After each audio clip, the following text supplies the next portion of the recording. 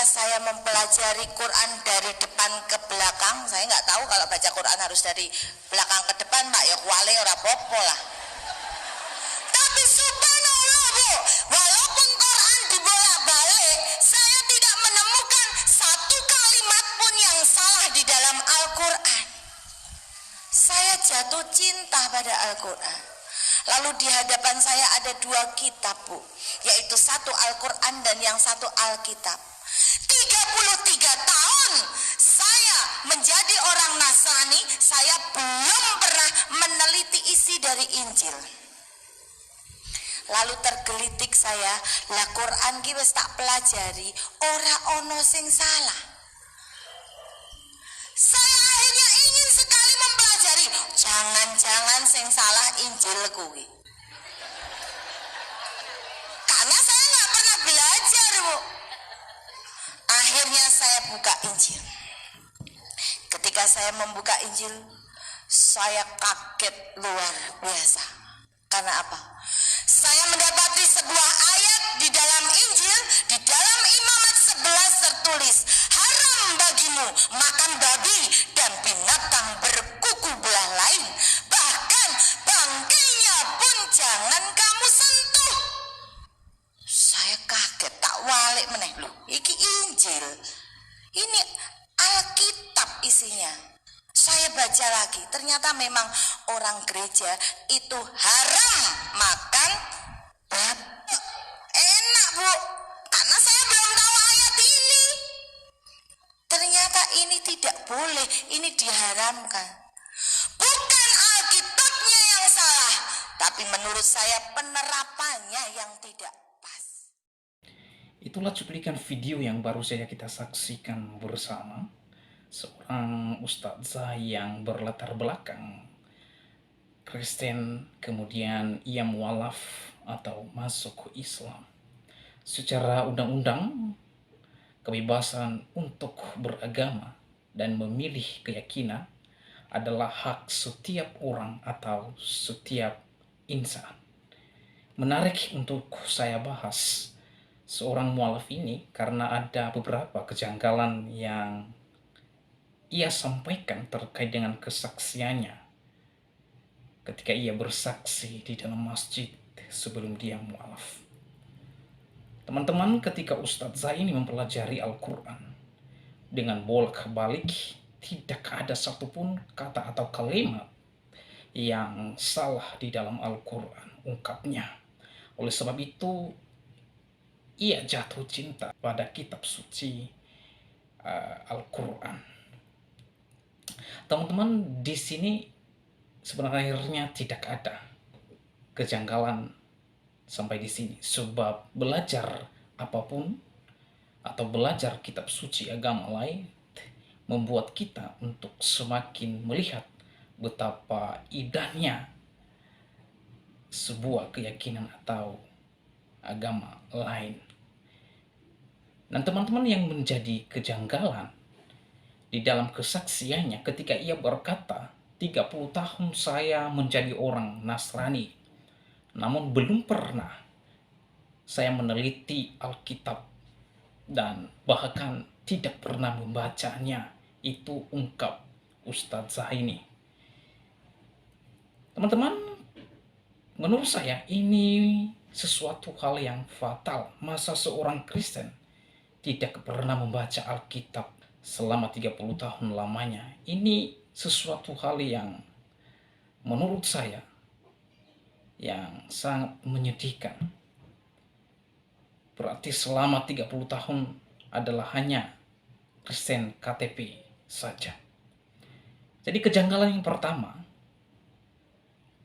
adalah ustazah ini berkata 30 tahun menjadi orang Nasrani, belum pernah membaca dan meneliti Injil sama sekali.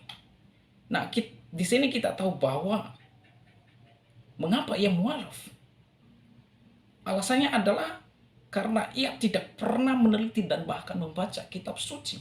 Ya pantas teman-teman, ustazah ini mualaf karena tidak mengerti apa yang dia imani, tidak mengerti sama sekali firman Allah, bahkan membaca Alkitab pun tidak pernah selama 30 tahun, saudara. Ya itulah sebabnya ia cepat sekali mualaf, karena ia tidak tahu apa yang dia yakini. Nah, sebenarnya ini orang buka aibnya sendiri. Kalau orang-orang yang mendengarkan dia secara cerdas bahwa Ustadz saat ini sedang mendeklarasikan mengapa dia mualaf. Ya, dengan kata lain, ini loh saya masuk Islam bukan karena hidayah. Saya masuk agama Islam karena saya tidak pernah membaca dan meneliti Alkitab. Sehingga saya tidak mengerti apa yang saya alami. Namun ketika membaca Al-Quran, lalu saya menemukan di sana sesuatu hal yang baik. Makanya saya berpikir, oh ternyata kitab suci Al-Quran adalah kitab suci yang benar. Sebenarnya, ia sedang mendeklarasikan kebodohannya terhadap keyakinan sebelumnya. Bahwa ia tidak pernah membaca Alkitab. Itulah sebabnya ia mualaf. Ya. Teman-teman, namun sangat disayangkan.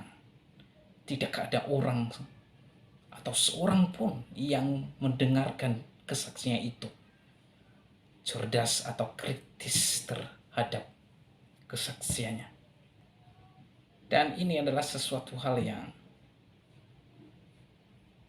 tidak elok, tidak baik. Orang ini ia menjadikan agama lamanya sebagai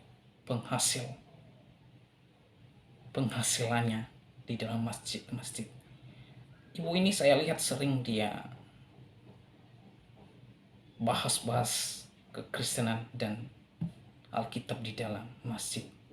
Sebenarnya ia sedang mencari makan dan menipu semua orang yang mendengarkan dia. Kejanggalan yang kedua adalah ketika Ustadz ini membaca Injil, maka ia kaget. Ia mendapatkan sebuah ayat dalam Injil di dalam Imamat 11 terkait dengan makan babi dan berkuku belah.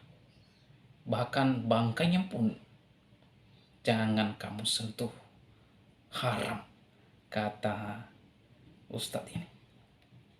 Nah teman-teman, pernyataan Ustazah ini di sisi lain, ia membaca Injil, tapi yang dibaca adalah kitab Imamat 11. Jadi pertanyaan saya adalah, apakah perjanjian lama termasuk kitab suci Imamat yang Ustadz ini klaim adalah Injil? Teman-teman, dalam teologi Kristen, perjanjian lama memang adalah kitab suci orang Kristen. Dan perjanjian lama itu memuat terkait dengan nubuatan tentang Yesus Kristus. Yesus Kristus itu adalah Injil itu sendiri. Misalnya dalam Kejadian pasal 3 ayat 15, di mana di situ Injil mula-mula, ya, dan digenapi di dalam PB, yaitu nubuatan yang dinubuatkan di dalam perjanjian lama, maka digenapi di dalam perjanjian baru. Di dalam perjanjian baru itu ada 4 kitab Injil. Yang pertama adalah Matius, Markus, Lukas, dan Yohanes. Keempat kitab ini membicarakan tentang Yesus Kristus, yaitu Injil. Keempat Injil ini mereka menuliskan dan bahkan membicarakan yang satu pribadi, yaitu Yesus Kristus. Makanya disebut dengan kitab Injil. Mengapa disebut keempat kitab ini sebagai kitab Injil? Menceritakan dan mendeskripsikan, bahkan menjelaskan tentang Yesus Kristus. Ya. Itu sebabnya disebut dengan kitab Injil. Nah, sekali lagi, Injil itu dalam perjanjian baru ada 4 kitab, yaitu yang pertama Matius, Markus, Lukas dan Yohanes. Itu kitab Injil, Ibu Ustazah. Jangan campur aduk iman kekristenan. Kalau Anda tidak paham iman kekristenan, untuk apa Anda bahas-bahas? Tidak connect, tidak relevan. Yang terjadi adalah omong kosong dan fitnah. Ya. Anda mengatakan saya membaca Injil, lalu Anda membacakan Imamat 11. Itu tidak nyambung sama sekali. Ya. Ya, makanya Anda pantas mualaf. Karena Anda tidak memahami apa yang Anda imani. Dan yang kedua, terkait dengan teologi Kristen, Anda tidak ada pengetahuan sama sekali. Sehingga ucapan Anda berhamburan dan tidak beraturan. Dan ceramah-ceramah seperti ini hanya laku pada orang-orang yang Anda bodohi. Ya.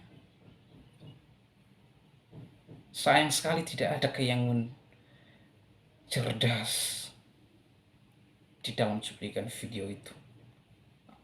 Mereka menganggap apapun yang Ustazah ini sampaikan, mereka menganggap itu sesuatu hal yang benar. Itu no. Tidak seperti yang diimani oleh orang Kristen. Jadi di sini kita melihat bahwa ternyata Ustazah ini tidak mengerti kitab suci Kristen, itu yang pertama. Dan yang kedua, tidak memiliki pemahaman yang benar terkait dengan iman Kristen. Dan yang ketiga,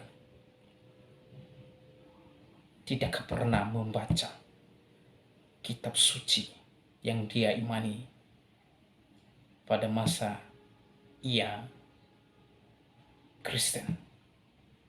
Maka pantaslah ibu ini mualaf, karena dia tidak paham sama sekali. Ya.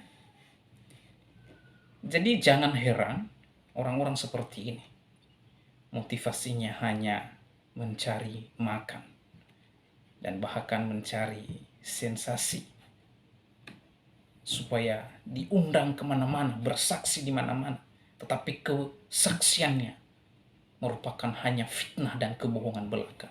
Kalau ditanya faktanya apa? Ya faktanya seperti ini. Ini faktanya, bukan katanya. Kalau Yusuf PI berkata kita mengimani pada faktanya, bukan katanya. Nah ini yang terjadi pada Ustazah ini.